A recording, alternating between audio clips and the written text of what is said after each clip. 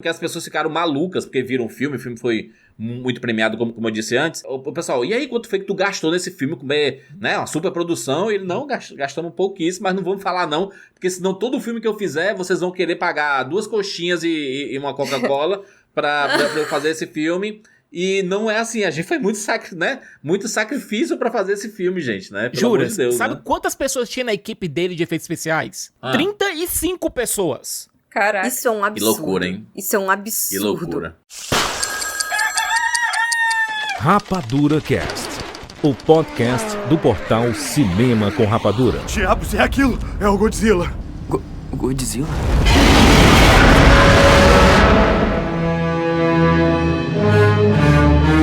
Seja bem-vindo, seres Rapadura em todo o Brasil. Está começando mais uma edição do Rapadura Cast. Eu sou o Jurandir Filho. E no programa de hoje nós vamos falar sobre Godzilla Minus One, exatamente. Estamos aqui com o Thiago Siqueira. Jurandir Filho, é assim que se faz um filme de Godzilla, caramba! Fernanda Schmoltz.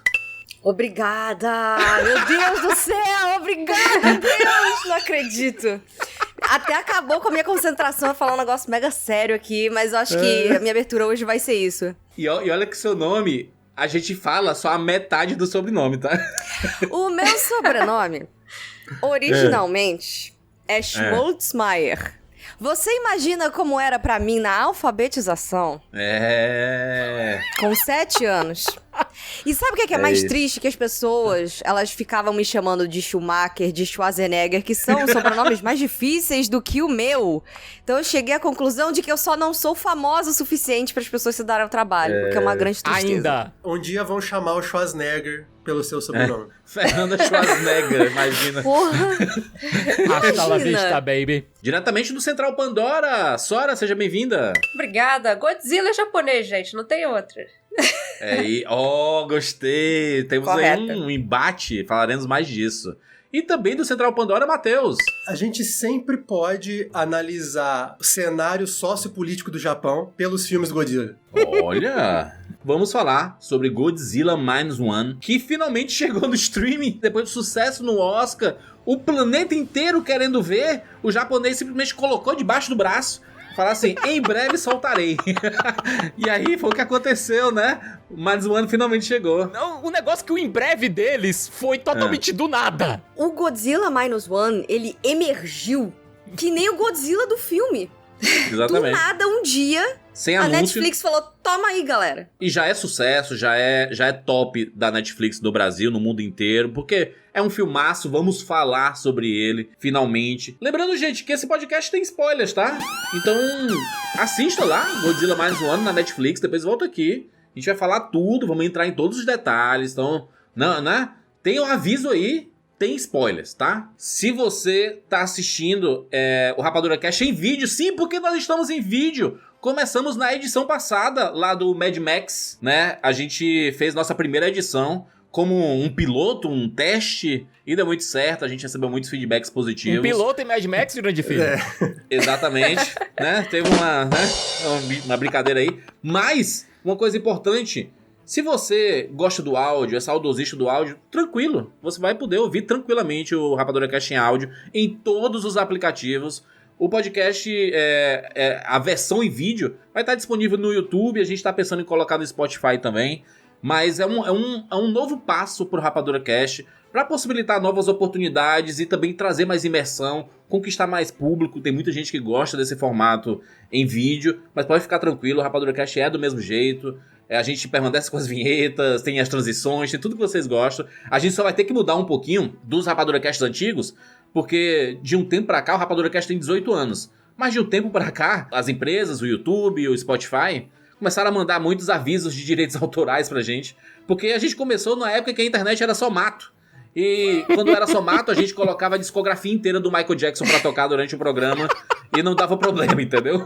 É porque não dava pra você ganhar dinheiro ou tirar dinheiro de um artista pela internet, né? Então... Cara, o Rapadura Cast começou em 2006. Faz bastante tempo, gente. Então, a gente tá passando por transições, sim. A gente vai ter que fazer pequenas mudanças no formato de inserções que a gente colocava de filmes, né, de trechos, da parte de música. A gente tá se adaptando pra poder continuar produzindo conteúdo. No fim, O importante é a conversa, o papo que você vai ter semanalmente, toda sexta-feira, né? A gente sempre tenta entregar na sexta-feira. Se não sai na sexta-feira é porque a gente tá corrigindo algo.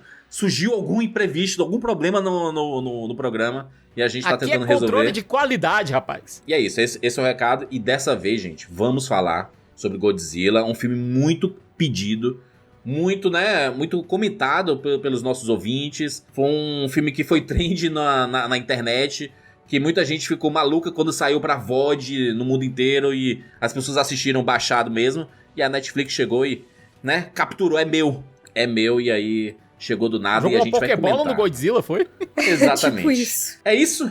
Vamos falar sobre Godzilla Minus One, agora aqui no Rapadura Cast. Bom dia, boa tarde, boa noite. Eu sou o Bruno Baruffi, falo de Alvorada do Rio Grande do Sul e bem-vindos ao mundo espetacular do cinema.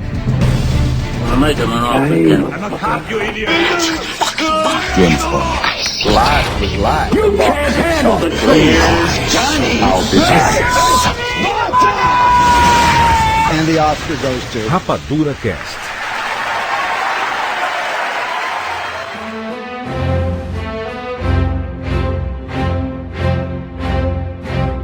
Seguinte, tivemos filmes do Godzilla recentemente, né? Teve o Godzilla americano e o Godzilla japonês saindo juntos. E isso foi um imbróglio muito grande pro Minus One, esse filme japonês que já estava sendo extremamente elogiado no mundo inteiro. É um filme que ganhou diversas premiações, que é algo que não se espera muito de um filme de Godzilla, né? Um filme de Godzilla ganhando premiações ao redor do mundo.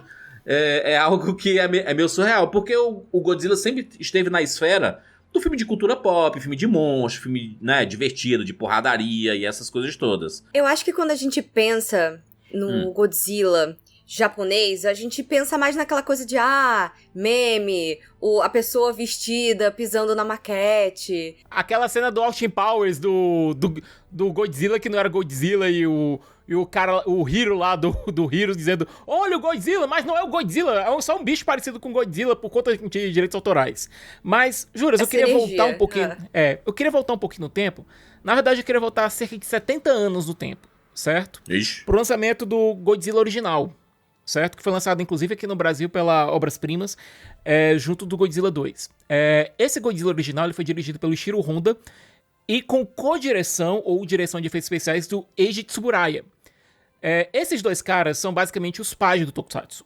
A gente tem o Ishiro Honda, que é o diretor diretor geral de Godzilla, e o Eiji Tsuburaya, que foi o diretor de efeitos visuais e que é o criador do Ultraman. O filme não é uma galhofa, aliás. O primeiro Godzilla tá longe de ser uma galhofa. O primeiro Godzilla é um filme de ficção sério, que fala inclusive sobre a questão atômica. O Japão tava na, vamos dizer, entre aspas, ressaca da Segunda Guerra Mundial e também do bombardeio de Hiroshima e Nagasaki. E também do incidente do Daigo Fukurimaru. Daigo Fukurimaru. Daigo Fukurimaru. Que foi um barco pesqueiro que ele foi pego, né? Tava tendo um teste de armas nucleares dos Estados Unidos, lá perto do Japão. E esse barco pesqueiro, ele foi afetado. Todos os marinheiros que estavam ali sofreram consequências do contato com a radiação. Isso. E isso chegou a repercutir muito no Japão na época, porque eles já tinham essa experiência prévia aí que o Sikas falou, né? Que foi um período de pânico,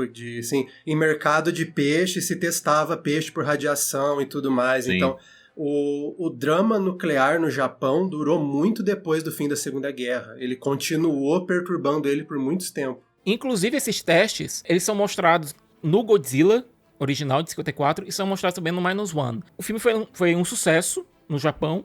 E, obviamente, produtores americanos queriam comprar o filme para exibição nos Estados Unidos porque gostaram do formato. Só que tinha um detalhe. Como é que a gente vai fazer isso, sendo que um dos estopins da história nos coloca numa posição meio ruim, não coloca os Estados Unidos numa posição meio ruim? Então, eles compraram um filme, mas refilmaram algumas cenas com atores americanos. Sim, algo meio Power Rangers. Isso se viu, talvez, como base pra ser criado, por exemplo, um Power Rangers da vida, assim, Sikas?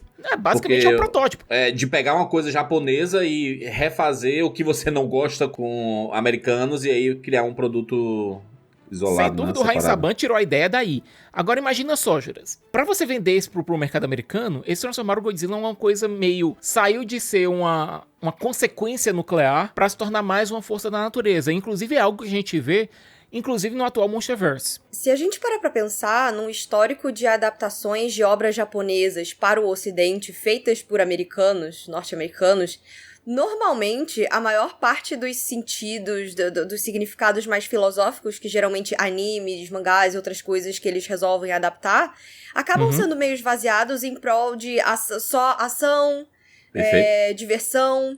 O Harvey Weinstein tentou fazer isso com Princesa Mononoke, né? Pois é, e o que aconteceu também com Ghost in the Shell no cinema. O Ghost in the Shell é um exemplo claro de diferença de ficção científica. O Japão, ele tem uma ficção mais social. Tanto que no Ghost in the Shell, a personagem ela aprende que ela superou a condição humana, a condição de indivíduo, e se tornou parte de algo maior, de uma sociedade. Isso. A versão norte-americana é ela aprendendo que ela é um indivíduo e por isso que ela é importante, por isso que a vida dela vale a pena, porque ela é única. Essa é a cultura americana. Se a gente voltar, inclusive, pro Godzilla de 98, aquele do Roland Emmerich, eles tiram a culpa dos americanos e colocam em testes nucleares franceses. É por isso que, inclusive, o personagem do Jean Reno aparece. Cara, a origem do Godzilla, ela é... Eu sei que as origens, elas podem ser modificadas porque são personagens de cultura pop, não é a história real, né?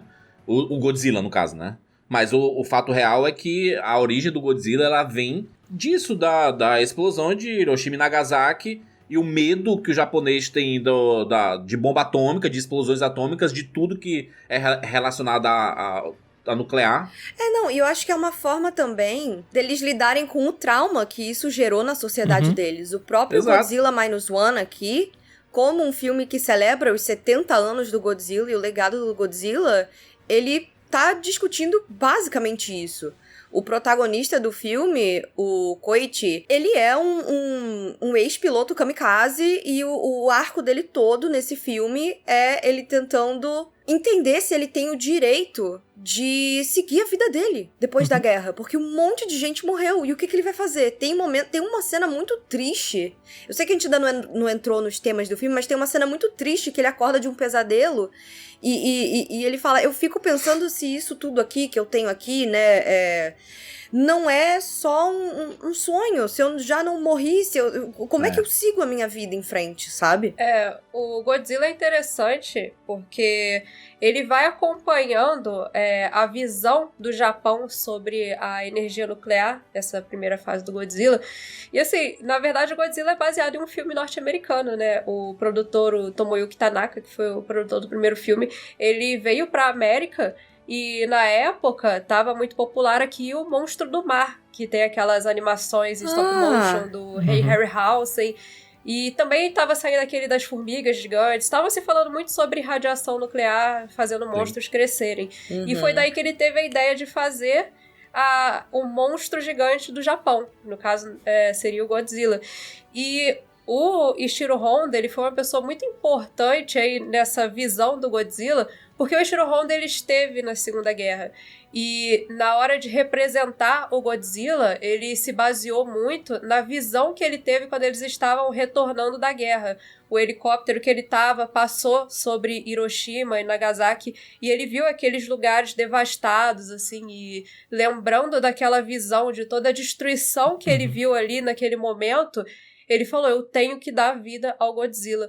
Aí você vê que, enquanto os filmes americanos até tinham um tom de alerta, mas não era uma coisa tão dramática, o Japão colocou essa questão nuclear de uma outra perspectiva, da perspectiva de quem viveu de perto o terror da energia nuclear. Só que assim, tanto que tem essa fase meme que a Fernanda comentou, né? Que depois dos filmes do Godzilla, ele vira essa bagunça. Não, mas olha, os próprios japoneses, eles trouxeram na Era Showa com alienígena, com 500 monstros aparecendo ao mesmo tempo. Cara, eu amo a Era Showa. Mas ela não tem o mesmo peso. Ela não tem o mesmo peso pro Godzilla. O fã de ficção científica e filme de monstro, ele tem que abstrair muita coisa pra gostar mesmo e tudo. Porque a ficção científica true, raiz, das antigas, baixo orçamento, você tinha que deixar muita coisa de lado de de qualidade técnica pra você realmente entender o motivo daquelas obras existirem, né? O segundo filme que veio depois foi o Retorno do Godzilla. Ele saiu logo depois do primeiro Godzilla, de 54, ele saiu em 55. E ele até tentou trazer essa temática da guerra de volta, só que era um filme já bem inferior, então o pessoal não engajou muito. E aí o Godzilla pressas, entrou... né, Sora? Foi feito totalmente... O Shiro Honda não participou, né? Porque ele já estava comprometido com outro projeto na época. E, assim, o povo ignorou, né? Aí o Godzilla entrou no hiato. Um hiato que ele só foi sair em 62. Que aí veio essa coisa da era Showa do monstro versus monstro. Veio o Godzilla versus King Kong, que aí começou a zoeira. Esse já era um filme mais bem-humorado, e ele focava na indústria televisiva japonesa. Ele fazia uma crítica ao sensacionalismo da indústria televisiva japonesa. Tanto que no filme é uma empresa farmacêutica que patrocina um canal de televisão, e eles trazem o King Kong pro Japão pra brigar com o Godzilla por audiência. E são 2 filmes, porque você tem a versão japonesa e a versão americana, que é basicamente um outro filme, quase. Os americanos, eles mexem muito nos filmes do Godzilla. E tem o filme italiano. A versão italiana que não pode ser esquecido, Godzilla. De Luigi Cozzi. Porque é o Godzilla de Luigi Cozzi. Isso. Aí ele pegou, ele fez igual aos americanos. Ele reeditou o filme. Só que Entendi. É muito maluco porque ele acrescenta animação, ele acrescenta efeito especial, tanto que ele é chamado de a versão mais psicodélica do Godzilla, porque ele é todo maluco, fica piscando na tela. Não, e esse filme é polêmico, porque ele tem até cenas reais, assim, da guerra. Isso, você tem a entrada do Mothra, você tem a entrada do King Ghidorah, você tem a entrada do Jet Jaguar, do Rodan. Gente, é tanto monstro que você tem alguns filmes que são basicamente telecat. É que durante esse hiato do Godzilla, a Toho ficou produzindo filmes de outros monstros, né? Aí depois eles vieram e começaram a brigar com o Godzilla. Já tinha feito a roupa, né? Então vamos aproveitar de novo. Não, imagina só. Durante esses 70 anos de Godzilla, a gente tem 5 filmes que não tem o Godzilla brigando com outro monstro. Tô contando, claro, só os feitos no Japão, mas só são 5 filmes que não mostram o Godzilla brigando com outro kaiju. Um deles, claro, é o Godzilla original, mas eu acho mais interessante a gente pular pra 2016, por quê? O acordo com a Legendary já estava valendo em relação ao Monsterverse. A Toho resolveu fazer um novo Godzilla. Só que dentro de um projeto do Hideaki Anno, que é o Shin Japan Heroes, que o Hideaki Anno basicamente estava dando uma revitalizada em algumas das grandes franquias de Tokusatsu do Japão. Começando com Godzilla, depois passando para Ultraman e depois passando para Kamen Rider. Hideaki Anno é o criador de Neon Genesis Evangelion, apenas. Um dos maiores animes da história. Se tem alguém que tinha capacidade de fazer isso, era o Hideaki Anno. E ele resolveu trazer o Godzilla de volta para as origens de comentário social. Junto com o Shinji Higuchi, que também merece o comentário, porque ele é muito bom. Agora imagina só, o terror nuclear em 2016 não era assim tão presente, mas a questão da, vamos dizer, ineficiência estatal perante grandes desastres eram, porque o Japão tinha acabado de sair de Fukushima. Então, o Hideaki Anno, ao invés de trabalhar em cima de toda a questão de Hiroshima e Nagasaki, trabalhou em cima de Fukushima. Mas isso são conceitos, Sicas, que a gente vê bastante na cultura pop quando uma obra é muito antiga. Afinal, a gente está fazendo esse podcast aqui no ano de comemoração dos 70 anos da criação do Godzilla. Muitos conceitos eles podem ser atualizados, mas ainda se tornarem relevantes, né? Eu lembro que na criação dos X-Men, por exemplo, a ideia era falar sobre fazer uma analogia com o preconceito racial, né? Com o passar dos anos, se tornou uma discussão sobre preconceito de uma forma geral, até o preconceito em cima da comunidade LGBT, né, de imigrantes e etc, né? Então, uma obra, ela consegue se tornar atualizada e ainda assim permanecer com a sua essência, né? O Shin Godzilla, inclusive, é um filme que eu recomendo pra todo mundo. Ele tá disponível tanto na Prime Video quanto na Max. É um filmaço. E, como a gente falou, tava atualizando o medo da época. Fukushima era uma usina nuclear do Japão que, depois de um tsunami, quase que foi em meltdown. Juras, você também é fãzaço de Newsroom. Você se lembra daquela cena na segunda temporada em que a Sloan tenta entrevistar um especialista de Fukushima e ele começa a mudar a história completamente em relação ao que tinha falado pra ela em off? Foi nesse evento. E foi um sucesso, o filme foi um sucesso. Era um filme de Godzilla voltando para as raízes, falando com a temática social, mostrando o Godzilla como um monstro mesmo. Como os japoneses colocam, como um deus, mas um deus daquele ponto de vista que a gente vê em Princesa Mononoke, que a gente vê nas obras do Miyazaki. Aquele deus que, na Terra, que tem que ser adorado e temido ao mesmo tempo. O mais interessante do Shin é que além dele trazer essa visão da destruição, da radiação e tudo mais... O que eu acho mais fascinante nele, talvez a minha versão favorita do personagem, é porque o Shin também é uma vítima. Você vê que a evolução dele causa dor. O olho dele nunca pisca, ele tá sempre em agonia, ele não consegue parar. Uma vez eu vi um comentário e eu achei incrível sobre o Shin Godzilla. Imagina que um dia você tá dormindo, aí você acorda com o seu corpo pegando fogo, mas você não vê o fogo, ninguém vê o fogo. Aí você sai tentando buscar ajuda, todo mundo que pode te ajudar é um bando de formiguinha que não consegue te entender. E quando você tenta se comunicar com eles, você destrói o formigueiro. O Shin Godzilla é isso. É uma criatura que tá em dor, tá sofrendo, ela quer morrer, mas ela não consegue porque o corpo continua evoluindo para continuar sobrevivendo. Então o Shin Godzilla, ele representa muito bem também as vítimas de acidentes nucleares, vítimas de Chernobyl, vítimas de Fukushima e até de qualquer desastre natural, sabe? Você tá numa situação que você não pode controlar, desesperado, sem nenhum apoio, e você não sabe o que fazer, a não ser continuar em frente e aguentar a dor. Gente, pra ele, então, é um body horror. Muita gente não gosta desse personagem, né?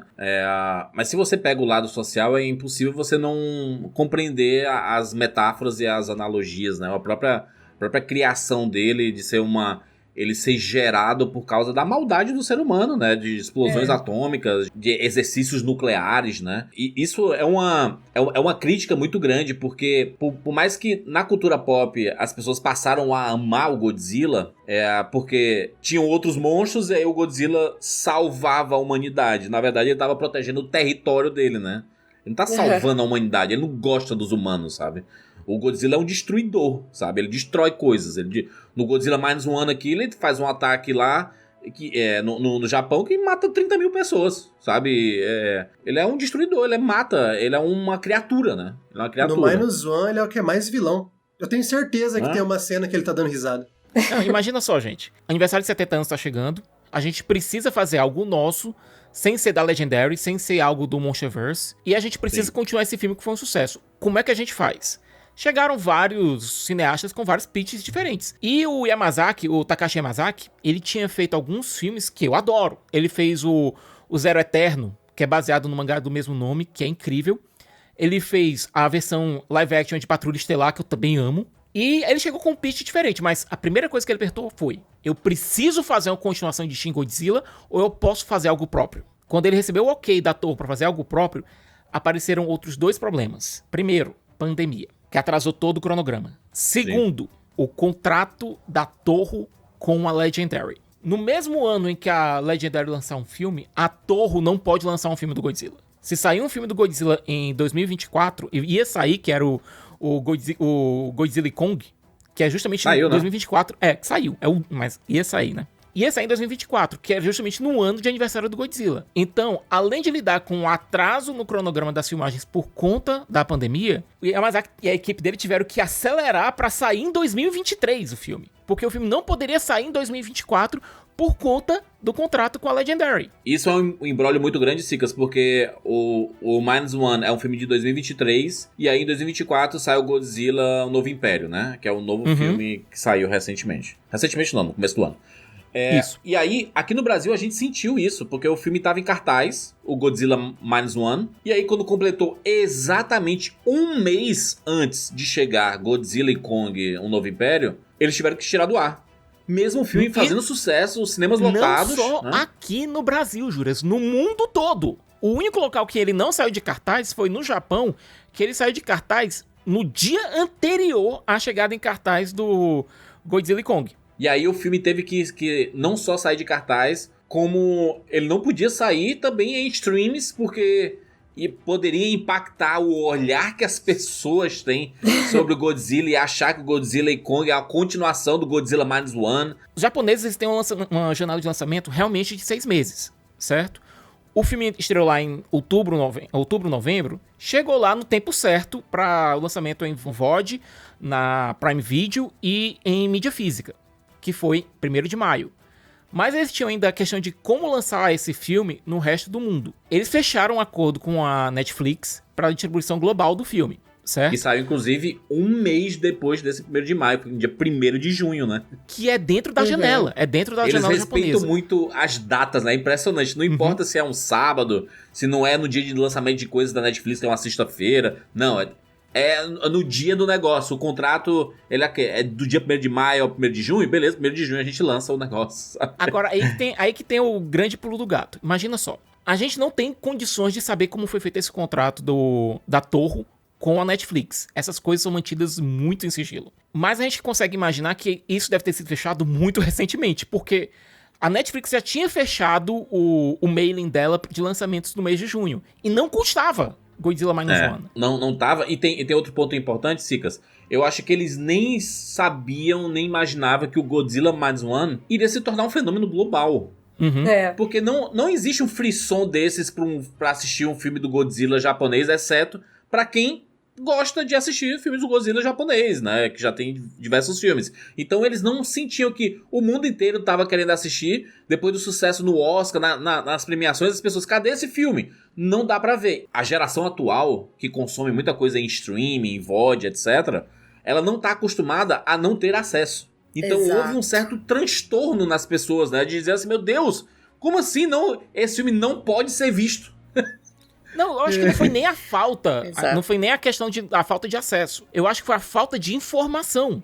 Se tivessem avisado em fevereiro que o filme estaria disponível na Netflix em junho, eu acho que tinha minorado muito essa situação. Você sabe como é que são os japoneses. Os japoneses eles não falam essas coisas. A gente conhece o mercado de videogames. O Matheus aí, que é muito gamer também. Cara, a Nintendo, ela não fala essas coisas, gente. Ela tá no estágio final de uma produção do maior jogo dela e a gente não sabe. As datas, elas são muito confusas. Eles avisam, às vezes, quando tá muito próximo. Não é o hábito. Sabe? E quem tava segurando esse marketing literalmente com as duas mãos, era o Takashi, era o diretor. Ele mesmo falou assim, porque as pessoas ficaram malucas, porque viram o filme foi muito premiado, como eu disse antes. O pessoal, e aí, quanto foi que tu gastou nesse filme? Né, uma super produção, e ele, não, gastamos um pouquíssimo, mas não vamos falar não, porque senão todo filme que eu fizer, vocês vão querer pagar 2 coxinhas e uma Coca-Cola pra eu fazer esse filme.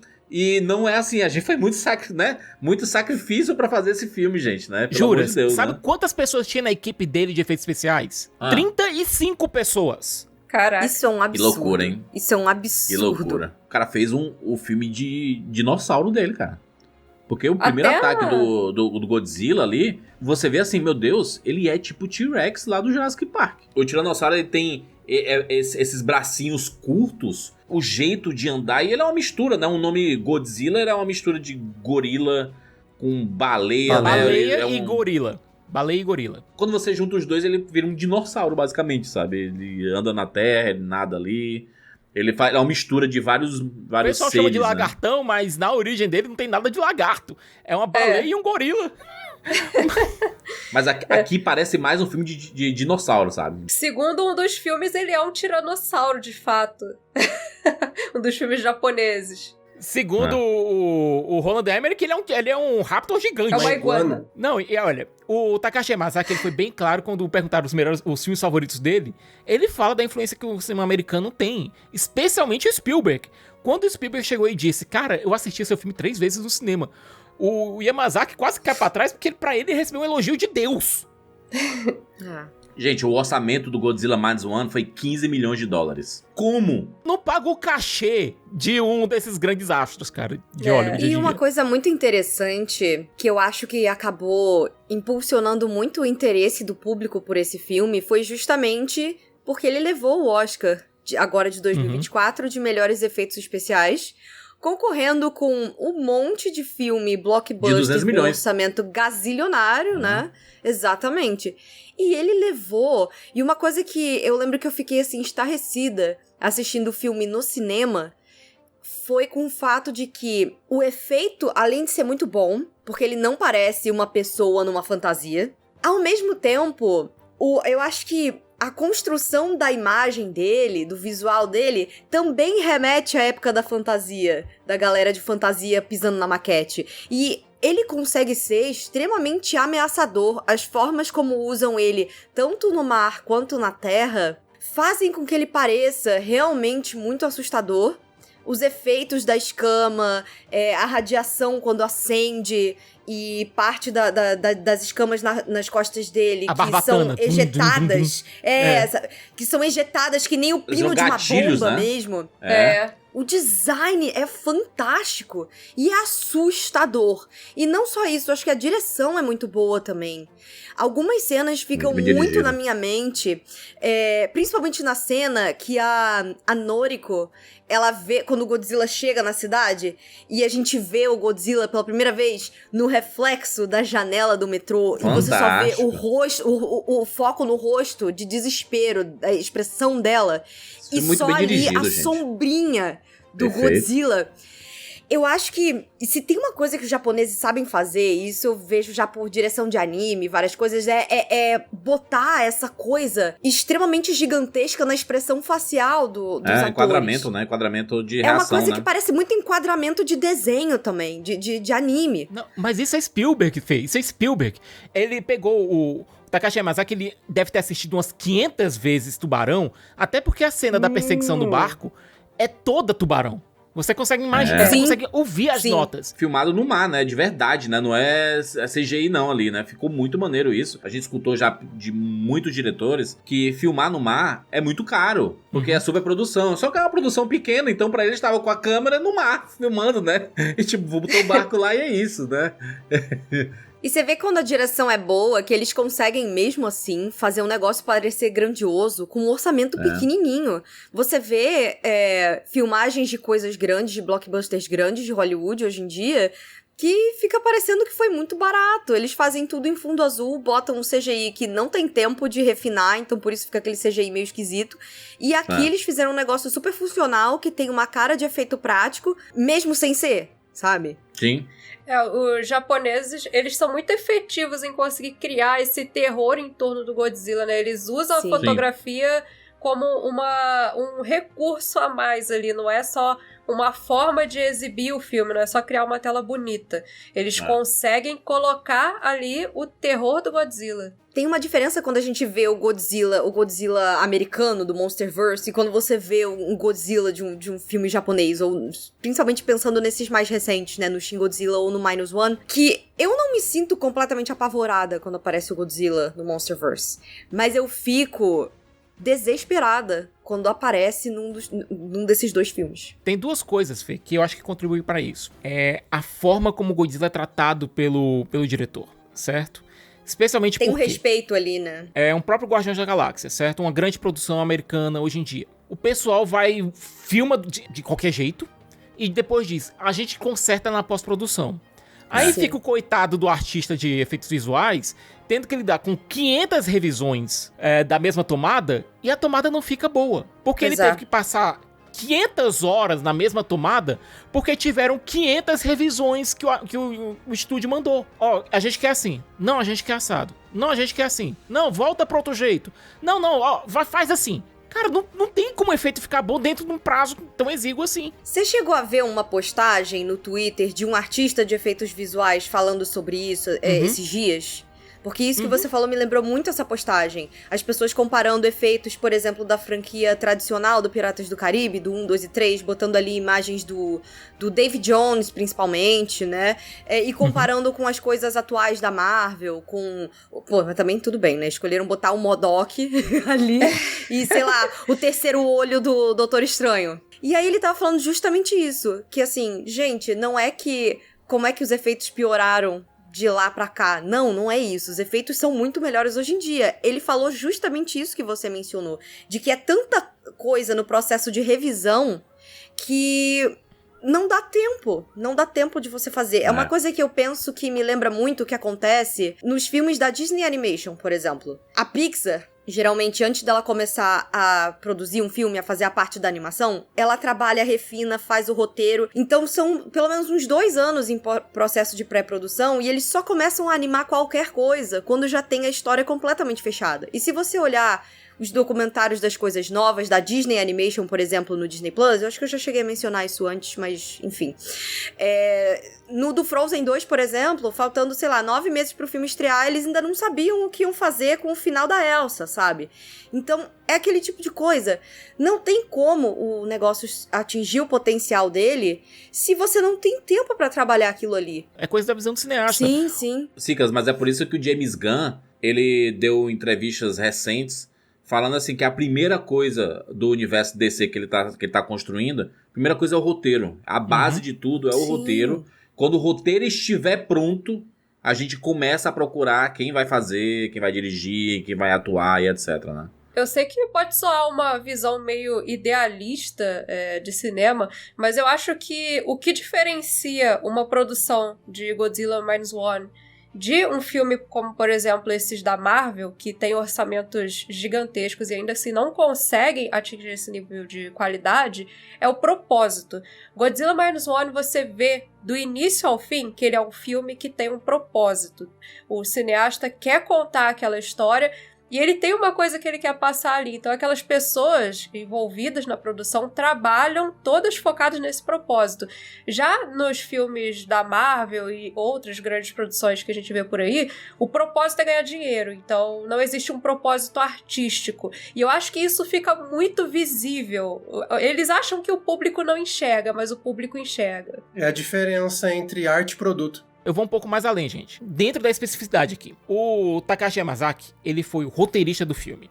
Ele é o diretor do filme e é o chefe da equipe de efeitos especiais. Ele chega pra fazer uma tomada, ele sabe exatamente como a tomada vai ser feita. Isso ajuda muito, Sicas, nos filmes que são dirigidos hoje em dia por dublês, que são ex-dublês, no caso. É o diretor de Resgate, a turma lá do John Wick, sabe? Que eles não só conhecem luta, como eles já fizeram, já atuaram, já foram dublês, eles conhecem quais são os melhores ângulos e tudo, e aí eles fazem grandes filmes de ação, porque eles sabem o procedimento, né? Ele não é um diretor que nunca atuou, ele não é um diretor que nunca colocou a mão na massa na edição, na montagem, sabe? É um diretor que consegue fazer isso, ou uma diretora, que já tem um processo inteiro, que faz roteiro, que já trabalhou com set, em fotografia. Isso ajuda demais. Esses filmes são diferentes, né? E juras, o que os especialistas em efeitos especiais pedem hoje é que os diretores, pelo amor de Deus, saibam o que eles estão querendo fazer. A gente ouviu diversas entrevistas, funcionários mesmo de empresas de CGI, dizendo que muitas vezes chegavam os filmes da Marvel pra montar e eles não tinham o roteiro do terceiro ato pronto. E aí era feito no CGI, na pós-produção. E aí, o que é que a gente faz de cenário assim? Não, coloca aí uns elementos aí pra acontecer. E aí, realmente, a gente entende porque que muito filme não deu certo. Não só na Marvel, mas na DC também e outros filmes de super-herói. Isso atrapalha muito o processo de criação, né? Eu vejo que o grande acerto do Godzilla Minus One é ele ser um filme que o Godzilla, ele aparece, ele é muito importante, ele é o antagonista do filme. Mas o coração do filme são as pessoas, sabe? Assim, eles estão... o desenvolvimento pessoal... isso a gente já viu em outros filmes do Godzilla, filme de monstro, mas eles são facilmente descartados, sabe? Assim, eles são pouco desenvolvidos e facilmente descartados. A gente já começa aqui vendo o dilema de um piloto japonês que era kamikaze e desistiu de jogar o avião e se matar. Era 45. A guerra já tava acabando, o Japão já tinha perdido. Ele foi chamado de covarde, né? Na verdade, ele foi muito corajoso por desistir, sabe? No fim das contas, sabe? O Tachibana, que é o mecânico-chefe, ele concorda com o Shikishima. Ele diz, bicho, por que tu vai dar a tua vida? Vai ser um kamikaze nessa guerra que o resultado já tá decidido. Porque ele chega lá na ilha e diz, olha, eu tô com um problema mecânico aqui no meu avião. Não tá! Ele tá mentindo, ele tá dizendo que tá tendo um problema mecânico pra conseguir escapar. Só que naquela mesma noite aparece o Godzilla. E ainda é um mini Godzilla, é um mini Zilla. Ele faz um estrago danado e juras, tem uma tomada. E isso é uma das regras da torre, inclusive. Tu lembra muito bem dessa tomada, que o Godzilla pega um dos mecânicos lá, dá uma mordida assim no torso, mas o Godzilla não engole. Ele joga longe, né? Ele não come gente, né? Uma das regras da Toho é Godzilla não pode comer gente, certo? Isso é uma regra da Toho, isso não pode acontecer. A Toho tem algumas regras, como por exemplo, Godzilla não pode comer gente. As barbatanas aqui, elas têm que ser contadas, sempre com a mesma contagem. Então, você tem todo esse tipo de coisa que a Toho ela tem um cuidado com a marca. Especialmente é um filme de 70 anos. Pra não descaracterizar que nem o David Ayer lá no Esquadrão Suicida, que coloca o Batman atacando o pai e o pai com a criança num beco. Num beco à noite, sabe? Coisa que o Batman jamais faria, que não condiz, porque ele tem um trauma exatamente disso. Por que é que ele faria isso? Se tivesse alguém que comandasse o universo, o DCEU, jamais deixaria isso acontecer, porque é a base do personagem. Então eu acho que é uma forma de proteger, pelo menos o lore do Godzilla, né, em si, né? E, Fê, eu tinha te dito que tinham 2 detalhes que faziam esse Godzilla aparentar ser mais perigoso, aparentar ser mais real. O segundo são as atuações. Ryonosuke Kamiki, que faz o Koichi, o Shikishima, o nosso protagonista, quando ele tem os ataques de pânico dele revivendo o que aconteceu, aquela síndrome de estresse pós-traumático faz o Godzilla parecer muito mais assustador, faz o Godzilla parecer muito mais real. É um drama de guerra, né? O ataque do Godzilla é uma coisa que a gente questionava muito no universo Marvel, era a falta de consequência das coisas, né? Tipo, como é que tem um ataque lá no primeiro Vingadores e aí, gente? Eles chegaram, destruíram o mundo e Nova York e ficou por isso, é isso? Isso foi tão reclamado que eles tiveram que fazer o Capitão América Guerra Civil pra lidar com as consequências do ataque de Nova York. E aí é uma coisa que, às vezes, atrapalha muito os filmes de cultura pop, esses blockbusters e tudo. É a falta de consequência.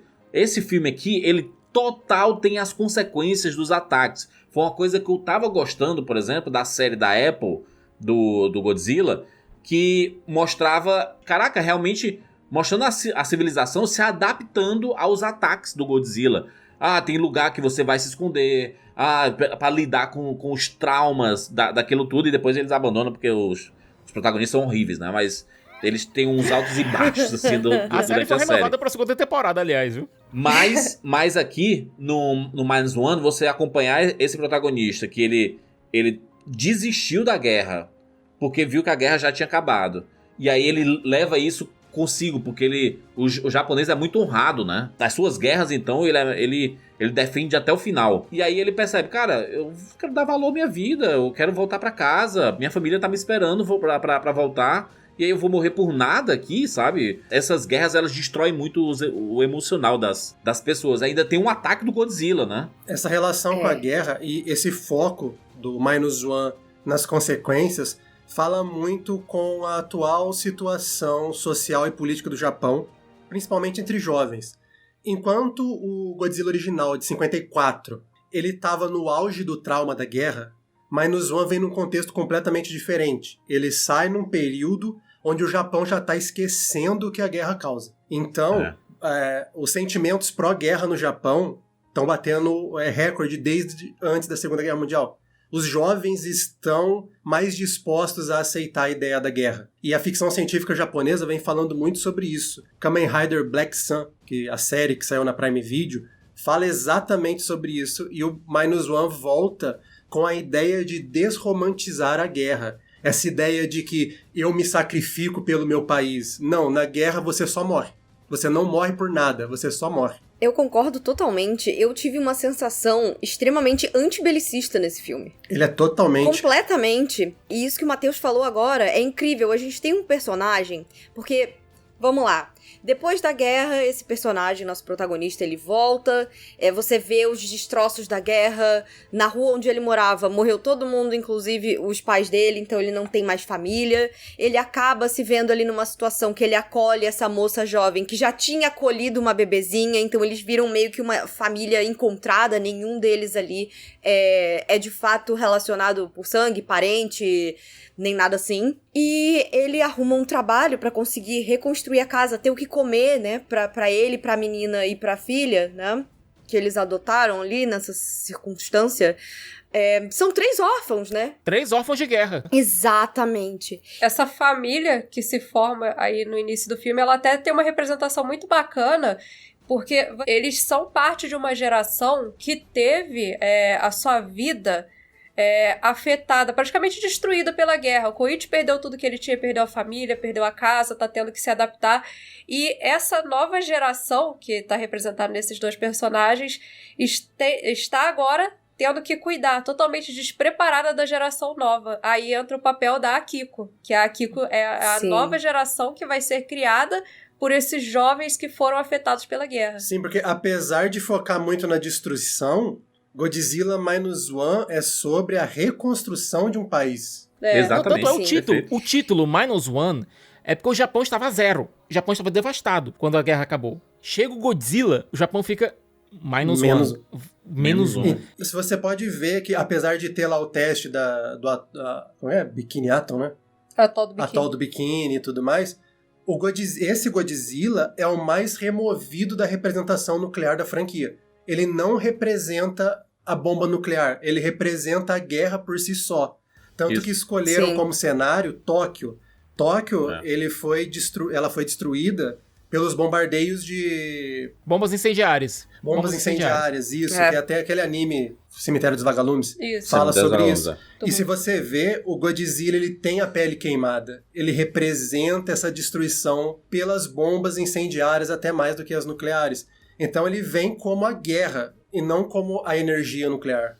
E quanto mais aparato bélico você joga nele, mais forte ele fica. Mais forte ele fica. É como se a própria guerra fosse se retroalimentando. Alimentando. E olha, a gente tem 3 gerações aqui, porque a gente esqueceu de comentar da senhora Ota, que era a vizinha do Koichi. Isso. A senhora Ota, ela é o contrário do Koichi. O Koichi foi um filho que perdeu os pais.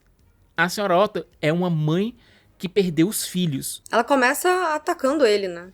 Ela olha pro Koichi e vê a covardia do próprio governo, a covardia do próprio exército. Os meus filhos morreram e você tá aqui vivo? Você que devia ter morrido na guerra? Por quê? Aos poucos, essa geração de pais sem filhos acaba adotando também essa geração de filhos sem pais. Simbologia maravilhosa. Tem mais um personagem que eu acho que a gente tem que mencionar, que é aquele colega de trabalho mais jovem do Koichi. O garoto. Quando eles pegam e vão pro barco, que ele fica com esse apelido de garoto, né? Ele já é quase adulto, mas ele não tinha idade suficiente pra ter se alistado e ter participado da guerra. Então ele, nos poucos momentos ali, nos momentos pontuais dele, ele começa dizendo que ele fala, mas você foi pra guerra, que sorte, não sei o que, eu queria muito ter podido defender o meu país. Ele também propaga esses ideais ultrapassados que a geração mais velha fala. Essa coisa de, tipo, você tem que morrer pela honra do seu país. A coisa mais nobre que você pode fazer é morrer pela honra do seu país. É abrir mão da sua vida pelo país. E em vários momentos, quando ele aparece,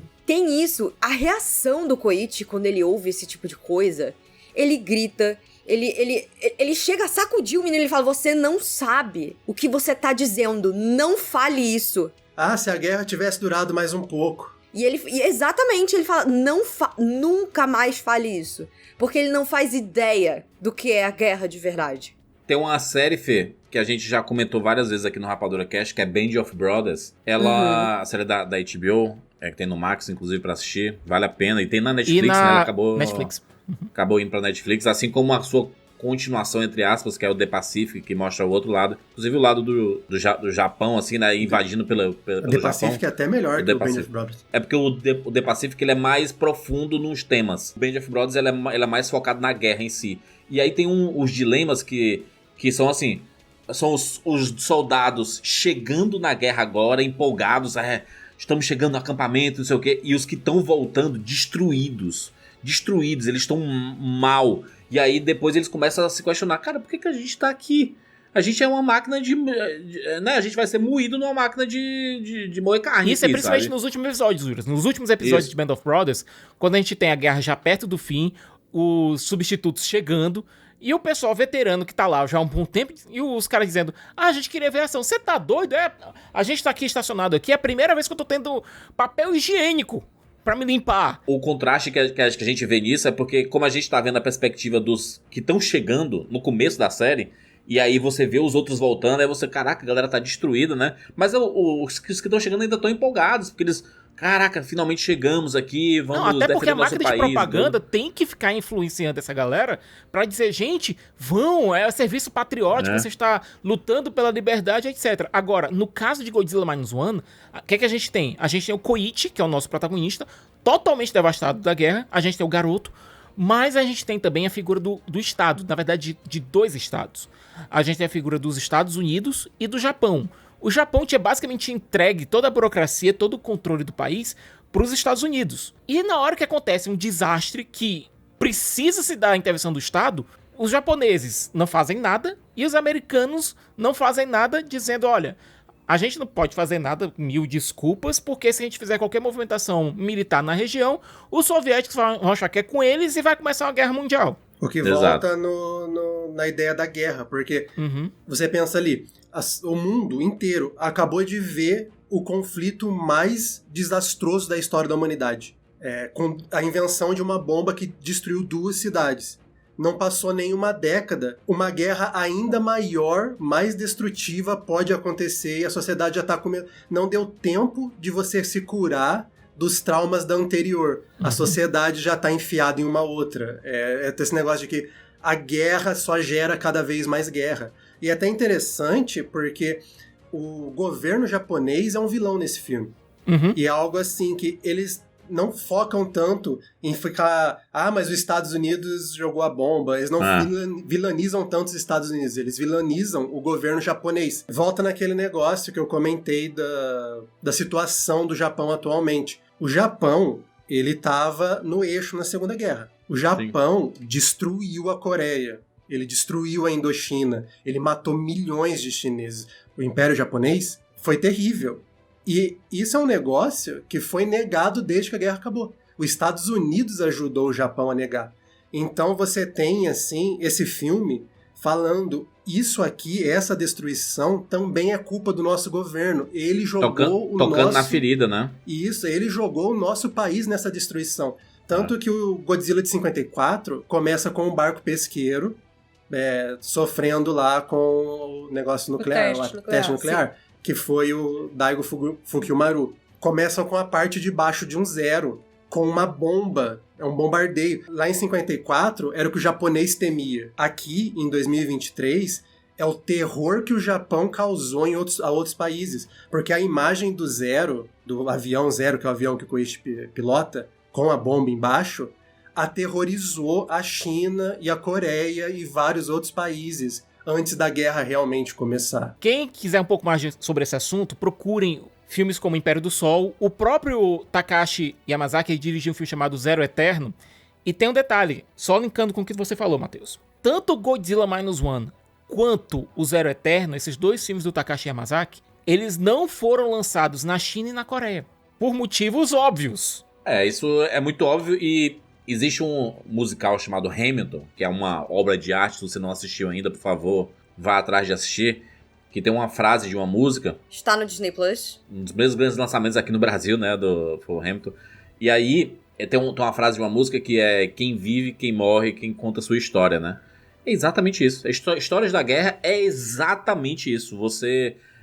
As histórias são contadas normalmente pelos vencedores e eles dão a visão deles, a visão que eles querem.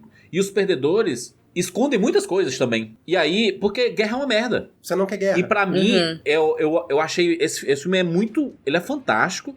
Ele fala sobre dramas humanos. Você vê esses personagens sentindo na pele. Ele perde a menina que ele queria pedir em casamento, mas ele tem problema de tomar iniciativa, né? Quando o Godzilla tava fazendo um ataque na ilha, ele não atirou porque ele ficou com medo, entendeu? Então, assim, ele tem esses medos. E, cara, são humanos.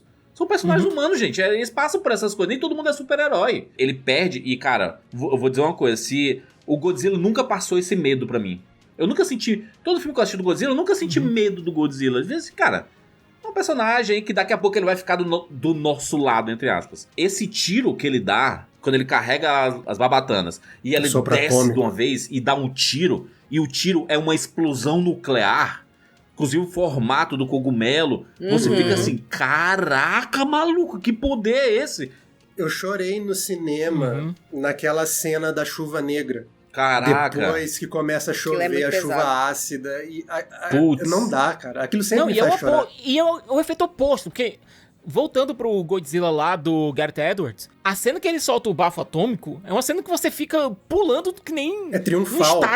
É uma cena triunfal. Aqui, a baforada atômica... É apavorante. É apavorante. E olha, Oppenheimer foi um filme que foi lançado no Japão com 1 ano de atraso, quase.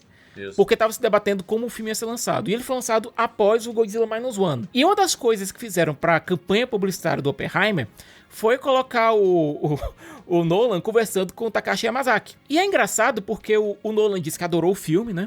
E o Takashi Yamazaki diz que quer fazer um filme em resposta ao Oppenheimer. Aí eu fico pensando, meu amigo, você já fez. Você chama Godzilla Minus One. O Minus One meio que é. Perfeita pra Oppenheimer. Se você quer saber, né, tipo assim, uma boa dupla, porque o Oppenheimer é um grande filme, fala de um assunto extremamente importante, mas pegando a visão totalmente americana. 2 filmes vencedores de Oscar no mesmo ano. Olha, exato. Que coincidência fortuita eles terem saído tão próximos um do outro. Fortuita demais. Né? Mas o que eu disse lá, quando o Godzilla dá esse tiro na cidade, a Noriko, ela morre, entre aspas, porque ela some, né? Ela é arrastada, né? E eu vou dizer, eu não esperava que ela estivesse viva. No momento inicial, eu pensava que ele ia achar ela toda machucada e tudo. Mas como ele não acha, ele assume esse luto, assume essa perda. Eu falei assim, esse filme é um filme que tá levando a sério as consequências, mas ainda é um filme. E o final, pra mim, ele foi tão coração cheio. Fiquei emocionado, eu vendo assim, quando ela recebe a carta e ele corre com a criança no braço e chega lá e ela tá viva. Cara, sabe o que é isso aqui? Essa cena é a fagulha de esperança no meio da guerra, sabe? E, cara, que sensibilidade de colocar uma cena dessa, porque é uma cena extremamente emocionante. É o que ela fala pra ele. A sua guerra finalmente acabou, né? A guerra pra ele e pro Tachibana, que é o mecânico que tava com ele lá na primeira cena, quando o mini Godzilla, né, o Godzilla menorzinho chega, a guerra pra eles não acabou. E é por isso que esse fake out, né, de ela morreu, mas no fim não morreu. Eu vi gente que reclamou, que falou que o filme meio que reverteu só pra ter um final feliz. Não. Mas faz parte dessa temática. Não. Ela some e a primeira coisa que o Shikishima faz é: como é que eu vou destruir o Godzilla? Como é que eu vou me vingar? Como é que eu vou me honrar? Se você só foca no negativo, se você só foca no combate, você não vê as outras coisas que você tem. E a história dele. Eles entregam para o Shikishima um caça, que é um modelo experimental. J7W Shinden. Só que tem um detalhe. Ele foi montado em cima de um caça alemão. Os caças japoneses não tinham ejeção. Pra quê? Eles iam se jogar... todo mundo era kamikaze. Pra você ver a maldade já aí, né? Desde a confecção, né? Que é tipo assim, você vai pra guerra pra morrer. Tanto que tem uma hora que o personagem fala, né? Eles enviaram a gente com tanques sem blindagem, aviões sem assentos ejetores. A filosofia do exército imperial era você morrer pelo Japão. Matheus, a gente falou recentemente de Furiosa, do Mad Max. Os War Boys, eles são exatamente isso. Tanto que eles usam o grito de guerra kamikaze. É os kamikaze. Eles são kamikaze. E aqui a gente tem esse caça, que como ele é baseado no modelo alemão, ele tem um assento ejetor. Só que, pra quem não sabe alemão, tem lá, inclusive, o botão de ejeção. Quem sabe alemão, inclusive, consegue ler que existe lá. Então, o twist meio que se perde pra quem sabe alemão e viu aquilo ali. Ele usa o recurso cinematográfico pra dar uma escondida no plot twist, né? O mecânico, ele vai falar pro piloto, a câmera se distancia e coloca no mudo, né? Tipo, você não escuta o que tá sendo, mas você já meio que deduz algo ali, sabe? Mas é aquela coisa, um dos tanques de combustível do caça tinha sido substituído por outra bomba, porque a ideia qual era? Existia o plano do cientista lá, todo mirabolante, de afunda o bicho... e deixa a pressão da água matar ele. Se a água não matar ele, bota ele de volta pra cima e a descompressão mata ele. Ele é inteligente, mas não contra um Godzilla, que eles não fazem a mínima ideia de qual é a resistência de um Godzilla. E o Godzilla, cara, uma mina... explode na cara dele, ele se recupera, cara, é que nem um Deadpool Wolverine, né? Ele... Ele tem um poder de cura ali absurdo. Eu não sabia que o Godzilla tinha esse poder de cura anteriormente, sabe? Esse plano inicial, inclusive, ele é uma referência ao Destruidor de Oxigênio, que é como eles matam o Godzilla lá no 54. Primeiro filme. Não, até mesmo o fato da Noriko ter perdido um olho é uma referência ao primeiro filme. Ao Serizawa, ele usa um tapa-olho igual ela. No filme. Mas o plano é muito mirabolante, né? Porque caraca, vamos levar ele pra baixo na alta velocidade, depois puxar ele em alta velocidade pra cima e, tipo, a pressão vai matar ele. E é um plano feito pelo povo. O Estado não se mete, e naquela reunião ali tinham muitos ex-soldados, mas era uma coisa que era do povo, tanto que tem um momento que a galera que se reuniu ali pra vir com o plano falou assim, olha, mas vocês sabem, vocês têm livre-arbítrio aqui, vocês podem escolher ir embora. E aí quem fica, um dos soldados que fica, fala assim, realmente, se a gente não fizer, quem vai? Alguém tem que fazer alguma coisa. Não à toa a gente tá vendo o mundo passando por diversas catástrofes naturais, a natureza, né, entrando em colapso. A gente tá vendo que os governos, eles não fazem medidas preventivas para tentar, né, minimizar o impacto disso.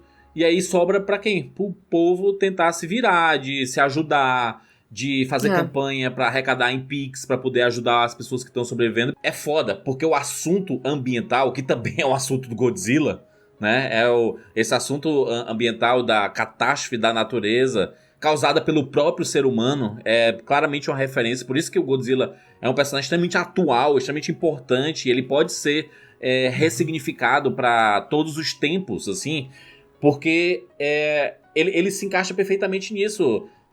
O governo não se importa, não tá nem aí, nunca aconteceu, e não sei o que. Os cientistas estão falando toda hora, gente, vai acontecer em algum momento, a gente pode se precaver. Não é que a gente pode evitar, porque já chegou no nível que você não consegue evitar, mas você consegue minimizar o impacto de tudo pra gente não ter mais sofrimento, pra gente não ter pessoas perdendo suas vidas. Mas o governo, como sempre, parece clichê. É um clichê universal.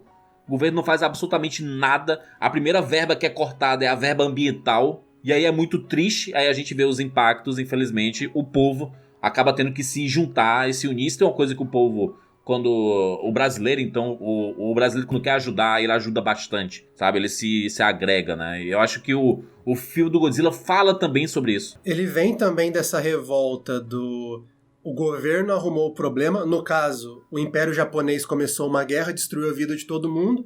E na hora de lidar com as consequências, falou, o povo se vira. O próprio Shikishima estava reconstruindo a vida dele. A gente estava vendo em tempo entre aspas real, mas a gente estava vendo... a casa dele sendo reconstruída, ele ter novamente uma família, tudo isso acontecendo, e por conta da irresponsabilidade do Estado, tudo isso é tirado dele de novo. Você vê, de vez em quando você vê as cenas da transição de passagem de tempo, é basicamente só a casa dele que tá se reconstruindo, as outras estão passando ainda por muitos problemas ali, ou seja... Porque não tem pouquíssimas dinheiro. pessoas conseguiram se reerguer ainda, entendeu? Porque o governo não faz nada. Sim. O próprio Shikishima só teve essa oportunidade porque ele tava fazendo um trabalho extremamente perigoso, que era limpar as minas, tirar minas da costa japonesa. Isso continua um tema que a ficção científica japonesa sempre explorou. Gundam fala sobre isso, Macross, o cyberpunk japonês falou muito sobre isso. Como você reconstrói uma sociedade que tudo que ela herdou foi armas de guerra. Tudo que ela tem é arma, entendeu? Gundam é exatamente sobre isso. É uma juventude que está crescendo com uma arma na mão. Então, esse filme, ele fala de um jeito muito sensível e brilhante. A gente comentou do Shinden, o caça que ele usa. Ele tem um significado escondido que é maravilhoso. O Shinden, ele foi só feito protótipo, acho que 6 no total. Ele nunca voou. Ele era muito caro, não tinha como fazer ele funcionar. A ideia do Shinden era proteger Tóquio caso os bombardeios americanos começassem a chegar perto demais quando a batalha começasse no continente. Então o Shinden, ele nunca foi desenvolvido para ataque e para defesa. E ele nunca foi usado na guerra de verdade. E você vê esse tema voltando sempre no -1. Quando eles vão lá enfrentar o Godzilla pela primeira vez, eles falam, negociamos lá o Destroyer que ia não sei pra onde e vai aqui pra tentar derrubar o Godzilla, que era o Takoa. O Destroyer vem, pronto pra guerra, com um canhão de guerra, ele é destruído. Nada, não resolve, entendeu? Na hora de puxar o Godzilla pra cima, né, que as boias falham, os 2 Destroyers não conseguem puxar o Godzilla. Chega o garoto com um monte de barco pesqueiro e consegue rebocar os 2 e puxar o Godzilla pra cima. O filme tá falando basicamente isso. Você não vai reconstruir a destruição da guerra com armas de guerra. Você reconstrói não é com soldados, é com cidadão, é com empatia, é com ferramentas desenhadas para ajudar a sociedade e não as feitas para tirarem vida. Perfeito. Então o Shiden ele é muito bonito por causa disso. Era um avião de defesa que nunca foi usado, portanto ele nunca foi usado para tirar uma vida e é a solução do final, entendeu? A guerra só gera guerra. Você tentar destruir o Godzilla, que é a representação da guerra, com destruição, só deixa ele mais forte. O próprio interventor no governo japonês era um general, o general Douglas MacArthur. Então, você coloca um militar para chefiar uma reconstrução de um país que foi destruído por você mesmo. É uma coisa que não faz tanto sentido assim não, sabe? Colocou um militar apoiando, inclusive, a ciência, né? Isso. Ou seja, mas utilizando ainda o poder do povo, né? Então, uma coisa que é uma realidade utópica também que o Godzilla coloca. Ali era um militar reformado. Você tinha um militar reformado ali cuidando da situação. Você tinha alguém que enfrentou os horrores da guerra e voltou pro povo. Ele tá também falando sobre isso, que no fim, o militar também é classe trabalhadora. O militar também é povo. Então, ficar nessa de a maravilha do militar que luta na guerra, não, ele se ferra igual todo mundo depois. Uhum. Então, ele tem que acordar pra essa desromantização da guerra. E eu acho que isso é lindo no Manizal. Porque quando acaba o serviço militar, né, Matheus? Ele tem que trabalhar, ele vai seguir a vida, ele vai fazer as outras coisas, e a não ser que você faça carreira como militar mesmo e fique... Mesmo assim, sempre, quando é obrigatório, você só consegue no máximo 6 anos, mas dificilmente você consegue... Eu servi só 1 ano, eu não consegui ir pra frente. Eu tive que... Eu tentei fazer escola de sargento, mas não consegui. Eu vejo que o filme, ele... Essas cenas finais, elas são brilhantes. O momento final que ele dá que o Godzilla dá aquele tiro na isca, é uma cena absurda. O efeito que aparece da explosão é surreal. Eu já tinha escutado muito Sicas falando, Fernando falando, Rogério falando bastante assim, sobre ele. E eu não fui ver no cinema. Aí fui ver aquela desgraça lá do Godzilla Kong, o Império... Novo Império, que é horrível aquele filme. E mostra o quanto os Estados Unidos não entende esse universo, sabe? Não entende, Júlio, não quer entender. Nos Estados Unidos, os filmes do Kong funcionam muito mais do que os filmes do Godzilla. Porque eles são mais emocionais, eles falam muito mais sobre os dramas humanos, quando falam, né? Mas esse daqui me pegou forte, assim, sabe? Eu fiquei impressionado e eu sei que eu não vou receber muito desse tipo de material do Godzilla Minus One. Ele é uma peça especial, sabe? Eu sei que vocês falam muito sobre o Shin Godzilla, mas eu sei que não vai ser igual ao Minus One, entendeu? Você pode se surpreender, Júlio. Você pode realmente Eu posso me surpreender. Talvez seja uma próxima assistida minha, porque eu gostei muito desse Godzilla aqui. Ninguém morre no plano final pra destruir o Godzilla. Ninguém se sacrifica pra derrotar o Godzilla. E é exatamente o que o cara falou. A gente já viveu uma guerra que não valorizava a vida. Eu não vou desperdiçar a vida de ninguém. Isso é extremamente importante. E aquela batalha não era pra destruir alguém, não era pra você conquistar território. Era pra você defender a vida das pessoas. Eu acho que teve uma mudança muito forte de pensamento do Koichi, que inicialmente ele estava indo para vingar a morte da Noriko.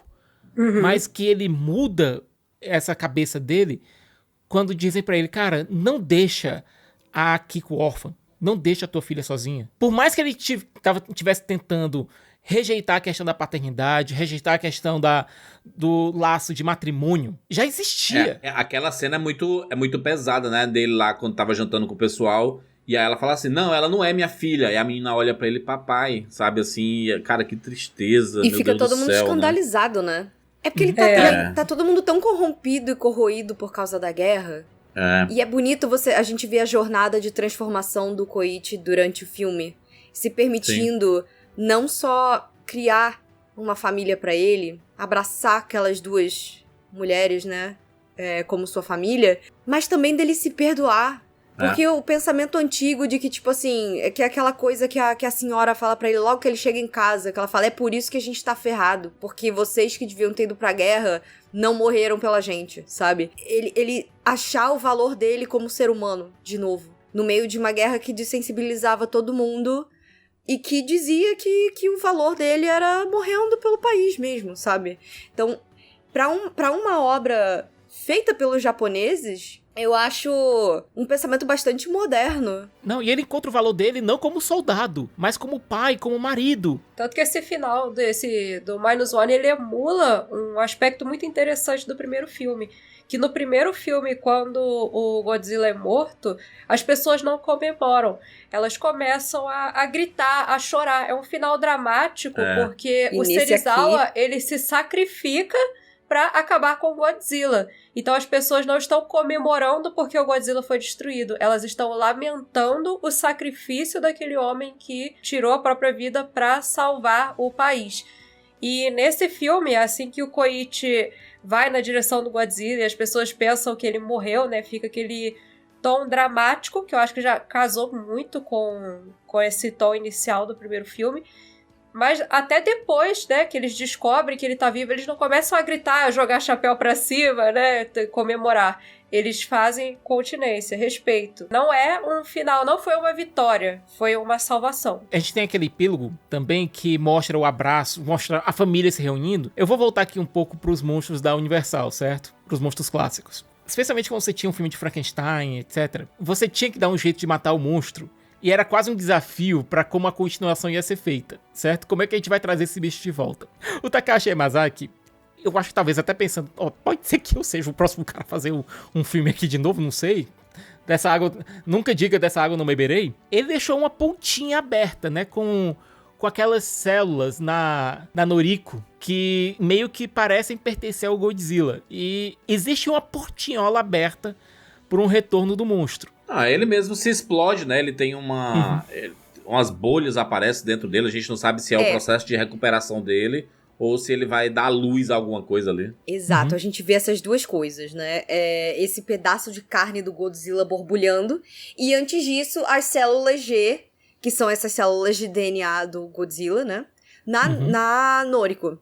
Que eu vi que muitos fãs estavam teorizando que rolaram por causa da Chuva Negra. Existem duas teorias que os fãs estão fazendo. A primeira, que é a mais sóbria, menos fantasiosa, é também representar de alguma forma os efeitos que a exposição à radiação causou a longo prazo, que no Japão, né? Que não Faz foi sentido. só as mortes das bombas, foi também tudo de ruim que aconteceu depois e quantas outras vidas eles perderam também, de tudo desses elementos químicos e que estavam na chuva e tudo mais. E tem a mais fantasiosa, dizendo que com essas células do Godzilla, existe a possibilidade que outros personagens apareçam para um próximo filme. E eu fui dar uma pesquisada, porque eu não sou muito versada em Godzilla japonês. E tem dois personagens que poderiam aparecer num próximo filme feito pelos japoneses, se eles forem utilizar esse gancho que deixaram aqui no Minus One. Um deles é o Biollante, que é um personagem que veio... Um cientista criou ele a partir de células da filha dele que morreu. Uma rosa... Virou uma roseira. Exatamente. E as células do Godzilla, ou seja, é um bicho-planta radioativo. E aí as células do Godzilla, obviamente, né, tomaram conta, criaram vida e transformaram ele num bicho-planta gigante. E o Space Godzilla, que eu estou muito curiosa para ir assistir. Porque depois dessa história do Biollante, eles mandam esse Biollante aí para um buraco negro no espaço. E aí isso daria origem a um Space Godzilla. E tem um filme que é Godzilla vs Space Godzilla. Eu também daria outra possibilidade pro Mecha Godzilla, mas uma versão mais construída pelo homem, alguma coisa que lide mais com essa questão de Guerra Fria. O Yamazaki, ele já disse que se ele voltar, uma das coisas que ele poderia explorar seria um segundo monstro. O Yamazaki, Sika, ele vai ser agarrado pelo cinema americano. Essa é a verdade. Porque os estúdios amaram o Godzilla Minus One, amaram o sucesso, amaram o fato dele ter feito com baixo orçamento, que é uma coisa que os estúdios estão tentando fazer agora, que é diminuir os orçamentos dos filmes, porque os filmes não estão rendendo tanto nos cinemas.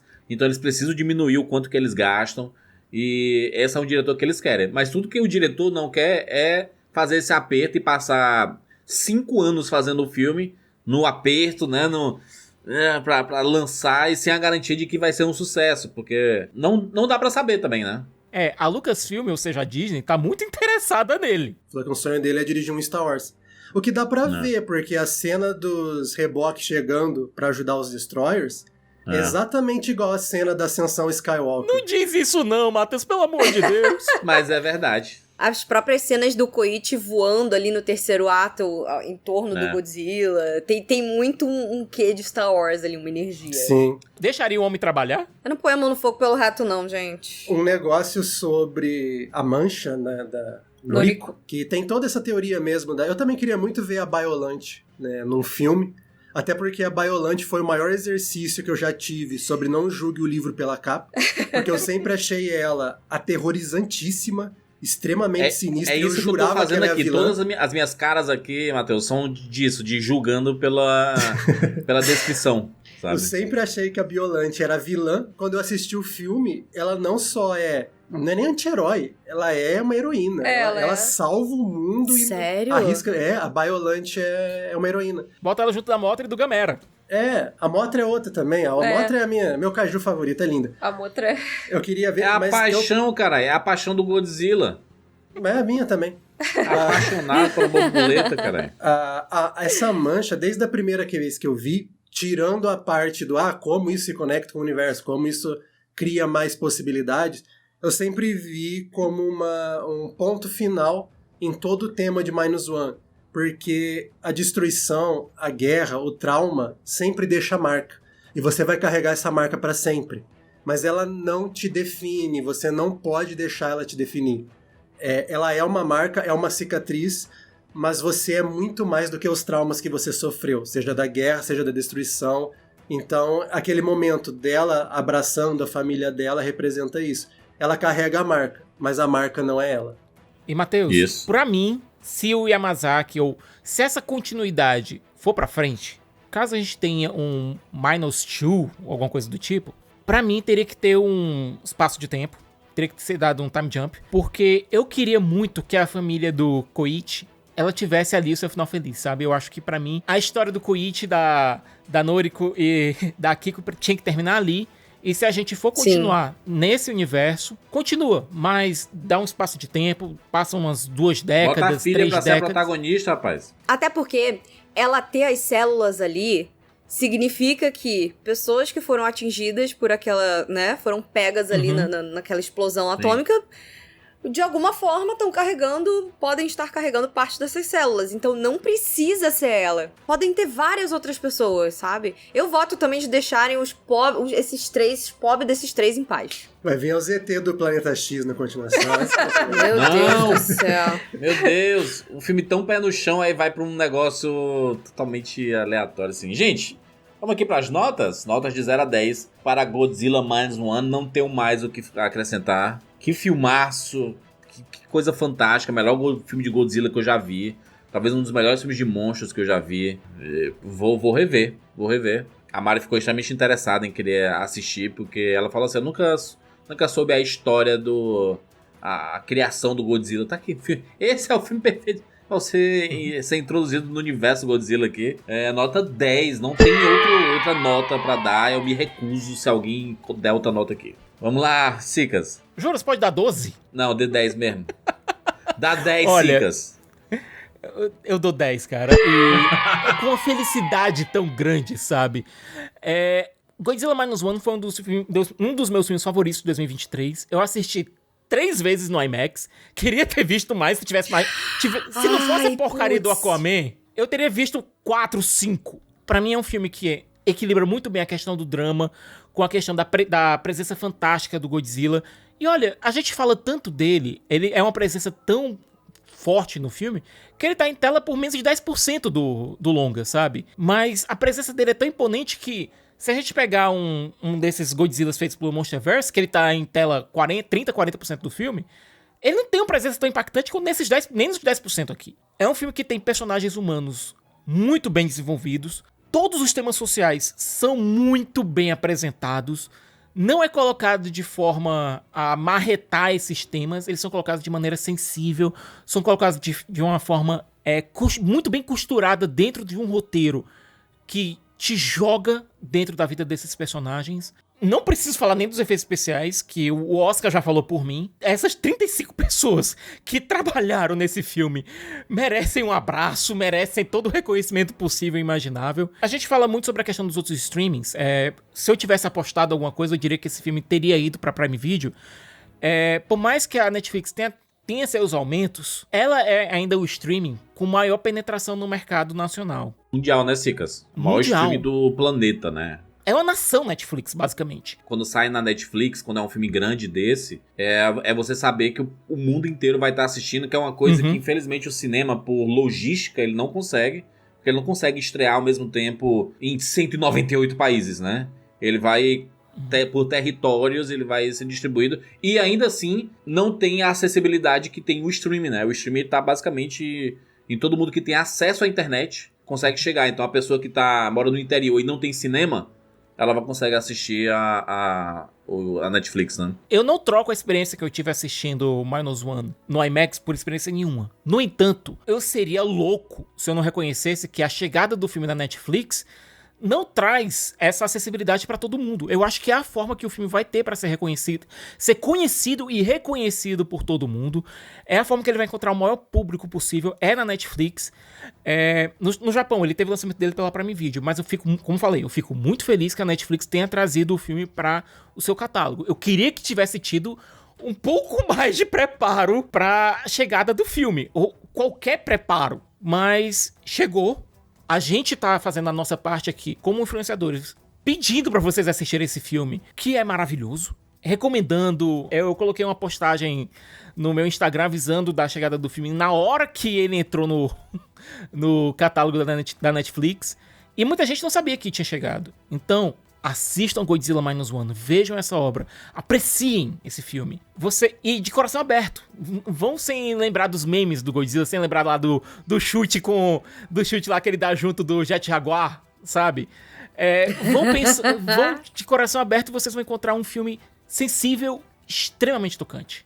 Nota 10. Esse recado é importante, Cicas, porque por mais que a gente esteja falando no final do podcast, muitas vezes quem não assistiu não vai chegar no final do podcast aqui, mas nesse caso, tem muita gente que escuta o Rapadura Cast, que assiste tudo, que não vai ver o filme, mas quer ouvir o podcast. Quer saber a nossa opinião, quer saber sobre o filme, mesmo sem ter assistido, né? Então, é um recado que vale muito a pena. Fernanda? Quero aproveitar também, então, e começar falando pra quem nunca assistiu nenhum filme japonês do Godzilla. Essa é uma experiência excelente que você merece se dar. Se você acha que o Godzilla, ele é só ou as pessoas na fantasia dando chutão e fazendo meme, ou o lagartão do Monsterverse estadunidense que tá lá pra salvar o planeta e, sei lá, dormir encolhidinho dentro do coliseu como se fosse a caminha de cachorro, o que até aí tudo bem, porque eu gosto disso também, você não tá pronto. Talvez você fique muito surpreso quando você assistir esse filme. Ele é um filme que... ele pode parecer o seu filme clássico de monstro. Quando você fala, é um filme do Godzilla. Você vai entender da onde veio esse personagem assistindo esse filme. Ele realmente é uma excelente forma de você conhecer a origem do Godzilla, da onde que veio o Godzilla na cultura pop, o que ele significa pro povo japonês. E numa época em que muita gente fala de pegar em armas, em guerras, enfim, querer combater fogo contra fogo, eu acho que esse filme, ele traz uma excelente mensagem sobre como, acho que o mais importante que a gente pode fazer pra você reconhecer que em tempos de guerra, em tempos de violência, em tempos de ódio, em tempos de crises climáticas, em tempos que as pessoas realmente estão cada vez mais afastadas, que o mais importante é a gente ficar junto, sabe? O mais importante é a gente encontrar unidade, apoio. E esse filme ele é um baita drama, ele é um baita filme de guerra, ele é um filme de guerra, apesar de se passar num pós-guerra ali, né, na maior parte dele. Ele é um filme que fala 100% sobre guerra. É um filme inesperado e que realmente tem um fator humano, um fator emotivo e um fator de ação também fantásticos. fantásticos. Godzilla Minus One foi um dos melhores filmes de 2023 pra mim, fácil. E eu recomendo que todo mundo assista, porque ele é um filmaço. A minha nota pra ele é 11, mas sabe por quê? Porque ele tem -1 ali no título. Pra compensar o -1 e chegar no 10, a minha nota é 11 -1. Sora, por favor. Quando eu saí do cinema depois de ter visto Godzilla Minus One, eu até comentei com o Matheus. Eu não sei se a gente vai ver outro filme de Godzilla japonês no cinema, assim. Não sei se a gente vai ter a oportunidade de ter uma experiência dessa de novo. E mesmo com a dificuldade que foi encontrar um cinema que estivesse exibindo esse filme aqui no interior, valeu totalmente a pena. Godzilla Minus One é tudo o que um filme do Godzilla precisa ser. Assim, no Ocidente as pessoas estão muito acostumadas com essa visão do Godzilla herói, o Godzilla bonecão, engraçado e tudo mais, né? Não bonecão, assim, pessoa vestindo uma roupa. Bonecão mesmo porque ele é um boneco pra vender brinquedo. O Minus One, ele resgata a raiz do Godzilla, só que ele não tenta só replicar o que o filme anterior fez, ou que o próprio Shin Godzilla, que teve uma recepção muito bacana, fez. Ele atualiza e traz a sua própria mensagem de uma forma muito interessante, né? Ele ressignifica o Godzilla, colocando ele como uma personificação da guerra. E apesar disso, apesar de ter esse nome Godzilla, o importante ali nessa saga é a jornada daquelas pessoas que estão vivendo ali um Japão pós-guerra, um Japão em recuperação. E o Godzilla, ele vem como um símbolo do que ele realmente é, que é um ícone da destruição. O Godzilla é a destruição, seja qual for essa destruição. Seja guerra, seja catástrofe climática, seja o que for, ele é a destruição. Então, assim, eu vejo esse filme e não consigo me emocionar. Ele consegue ser perfeito em todos os seus aspectos. E pra mim, assim, também tem que concordar com a Fernanda. É nota 11, aí a gente rouba porque tem o Minus One ali, então vai pra 10. Sora, só uma coisa. Tô falando da dificuldade e talvez não ver outro filme do Godzilla no cinema desse jeito. A última vez que um filme do Godzilla japonês chegou aqui no Brasil foi nos anos 70. Pra você então, ver. Eu só queria deixar também um agradecimento pro pessoal da Sato Company, que por mais que seja uma companhia que não seja tão grande assim, não seja uma major, ela conseguiu trazer esse filme nos IMAX, conseguiu trazer esse filme pro cinema de uma forma, eu acho que da forma que deu, sabe? A Sato, inclusive, tá trazendo muitas produções, né, Cicas? Muitos animes, muitos filmes, né, pra passar, mesmo que sejam num curto período, mas tá trazendo, é uma coisa muito maneira, né? Matheus, por favor. O Godzilla Minus One é realmente uma experiência única, como a própria Sora falou. A gente viu um cinema muito ruim. Um cinema muito ruim mesmo. A tela clara, o som do outro filme vazava para nossa sala. Meu Deus! Sim, quando tinha uns momentos de silêncio no filme, na época tava estreando o Wonka também. Aí às vezes tinha uns momentos de silêncio meio dramáticos e a gente ouvia ao fundo, Willy Wonka! Willy Wonka! Ainda assim foi uma experiência fantástica, não só pela qualidade da execução, mas a qualidade temática, que é algo que eu sempre valorizo em filmes assim, é incrível. Para mim ele foi a melhor ficção científica de 2023, dessa década é a melhor também, e acho que dificilmente alguém vai tirar. Shin Kamen Rider foi o único que chegou bem perto. E é um filme incrível, existem 4 filmes perfeitos do Godzilla. 54, Godzilla vs Destoroyah, Shin Godzilla e Godzilla Minus One. São filmes assim que eu até me recusaria. O retorno é quase perfeito também, de 84. O retorno é quase. Final Wars. Eu gosto do Final Wars porque é aquele que ele enfrenta o Godzilla do Roland Emmerich no final, não é? Godzilla não, Zilla. Aquele bicho não merece o God. Zilla. Eu gosto desse filme por causa disso, que ele faz justiça pelo filme do Roland Emmerich. Qual é aquele, Cicas, que ele vem dando uma voadora assim? Esse é o do Jet Jaguar. Jet Jaguar. Minha nossa senhora. Voou a vinheta do Rapadura aqui, socorro.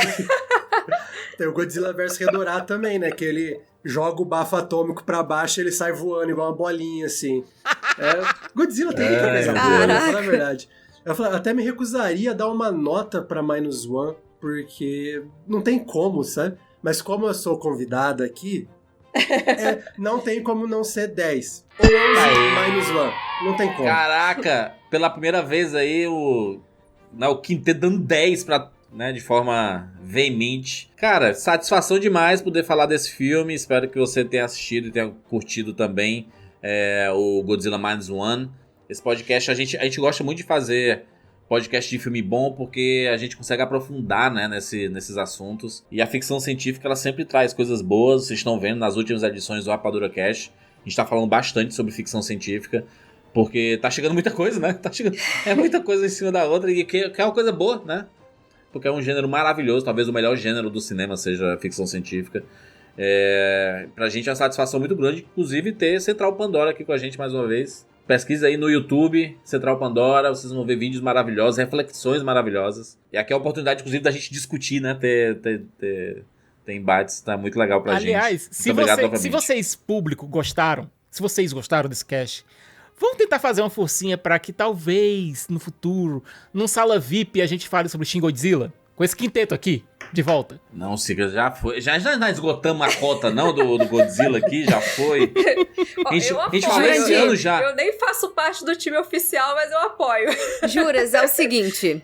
Vai lá, assiste o Shin Godzilla e aí você volta aqui. Porque depois que você assistiu, acho que você vai concordar com a gente. Porque tem mais coisa muito maneira naquele filme que vale a pena ser discutida no futuro. No cast do Shin Godzilla eu até canto. Me cobrem, tá? Me cobrem. Pode mandar nos comentários aí, assiste, Juras, o Shin Godzilla. Vou assistir porque eu adorei o Godzilla Minus One. Se for no mesmo nível, eu vou esperando o mesmo nível, tá? Apesar de ser um filme de 8 anos atrás, eu vou esperando o mesmo nível. Pode ir. Mas, né? É diferente, pode ir sem mas medo. É igualmente bom. Mais uma vez, obrigado, Central Pandora. Tem link aqui na descrição para vocês acessarem. É sempre um prazer receber vocês aqui. E lembrar para você, ouvinte, que você pode assinar o Rapadura Cast no Sala VIP. Tem aí patreon.com/RapaduraCast, nosso podcast semanal. Você recebe isso aqui toda semana, aberto para todo mundo, em áudio, vídeo e tudo mais. E temos um podcast exclusivo, que é Rapadura Cast também em áudio e vídeo. Né? A gente começou a fazer no YouTube, então também é áudio e vídeo no Sala VIP. Inclusive, nessa semana que tá saindo esse podcast aqui, saiu o Sala VIP de Jogos Vorazes, A Cantiga dos Pássaros e das Serpentes, né? Que é um filme maravilhoso, chegou no Prime Video e a gente fez podcastaço lá. Então assina aí pra poder assistir barra ouvir o Rapadura Cast. Então valeu demais, gente. Segue @Rapadura lá no Twitter e @Cinema com Rapadura no Instagram pra acompanhar todos os detalhes. Lembrando mais uma vez, se você só ouviu esse podcast, você pode assistir. Se você só assistiu, também você pode ouvir. Estamos espalhados por aí. O Rapadura Cast continua em áudio, tá? Não vai acabar o áudio, tá, gente? O pessoal acha que o vídeo chegou pra destruir o áudio. Não, pode continuar tranquilamente ouvindo aí. A gente quer que você continue acompanhando os nossos trabalhos. Isso aqui é mais uma possibilidade de atrair novos públicos e a turma que tá hoje em dia acostumada a assistir muitos videocasts. Tá aqui, mais uma possibilidade. É isso, gente. Nos encontramos na próxima semana. Tchau!